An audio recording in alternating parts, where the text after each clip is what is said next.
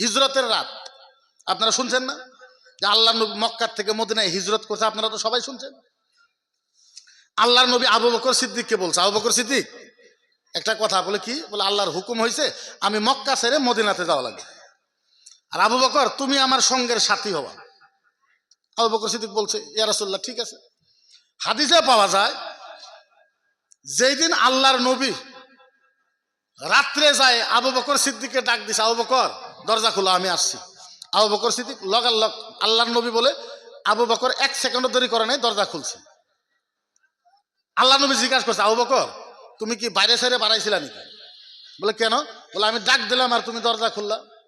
আবু বকর সিদ্দিক বলে, ইয়া রাসূলুল্লাহ যেই দিন আপনি বলছিলেন যে আমার সাথে রাত্রে হিজরতে যাওয়া লাগবো, ইয়া রাসূলুল্লাহ আল্লাহর কসম ওই দিন থেকে আজ পর্যন্ত কোনোদিন আমি রাতে ঘুম জাগি না। আহা সুবহানাল্লাহ সুবহানাল্লাহ। কোনোদিন আমি রাত্রে ঘুম জাগি নাই। মজার কথা এইটা না, আমি যেটা জন্য কভার চাইতেছি এটা মজা না, এটা তো আপনারা শুনছেন। হযরত আলী রাদিয়াল্লাহু তাআলা আনহু কইছে, আল্লাহ নবী আলী বলে একটা কথা, বলে কি? বলে চারো মোড়ে দিয়ে কাফের দাঁড়ায় রয়েছে। শর্টকাটে বলতে চারো মোড়ে দিয়ে কি দাঁড়ায় রয়েছে?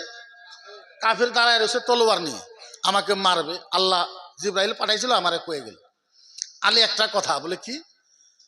বলে আমি তো এখান থেকে আবু বকর নিয়ে চলে যাব, কাফেররা ফজরের পরে এই বিছনায় এসে যদি আমারে পায়, আমারে জব করবো, কতল করবো। আলী একটা কথা বলে, কি? আলী তুমি আমার বিছনার ভিতরে শুয়ে থাকা লাগবে। কি থাকা লাগবে? ওলামারা খাস করে এই 30 সেকেন্ড ওয়াজ শুনবেন মাত্র। খালি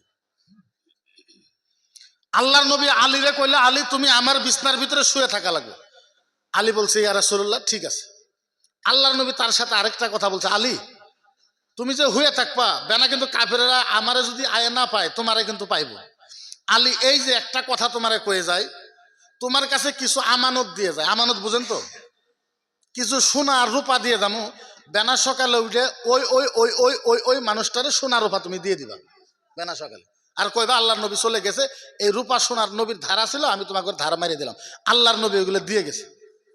আচ্ছা এখন আপনারা আমারে কন, নবী বলছে বেনা সকালে কাফেররা আসবে, আয়সা দেখবে, আমি যদি নাই তোমারে কিন্তু পাবে, তোমারে কিন্তু পাবে। এখন কথা হইল, মানুষে আলীকে জিজ্ঞাসা করেছে, আলী তোমার একটু ভয়ও লাগলো না? নবী যে গেল গা, বেনা যে কাফের এসে তোমারে পাইবো, তোমার কি ভয় লাগলো না? আলী বলছে, আল্লাহর জাতের কসম, আল্লাহর ইজ্জতের কসম, পৃথিবীর সব বস্তুর কসম, আল্লাহর নবী যা আমারে কইলে ওই বিছনায় ঘুয়ে থাইকো, আমি যখন ওই নবীর বিছনায় হুইছি, আমার জীবনে যত বছর ঘুম পারছি সব ঘুম যদি এক জায়গায় জমা করা হয়, তার থেকে বেশি ঘুম ওই রাত্রে আমি পারছি। সুবহানাল্লাহ সুবহানাল্লাহ। আচ্ছা আপনারা কোন তো, আমি যদি আপনার ঘরে কই যে বেনা সহালে এই বিছনায় আমি আসি, এই বিছনায় বেনা সহালে এই গ্রামের মানুষ আমরা মার্ডার করবো, চারে মুড়িতে পহারা দিতেছে, আপনি এই বিছনায় থাকেন, আমি পলাইয়া গেলাম, আপনারা থাকবেন? কেউ কথা কয় না, থাকবেন? থাকবেন?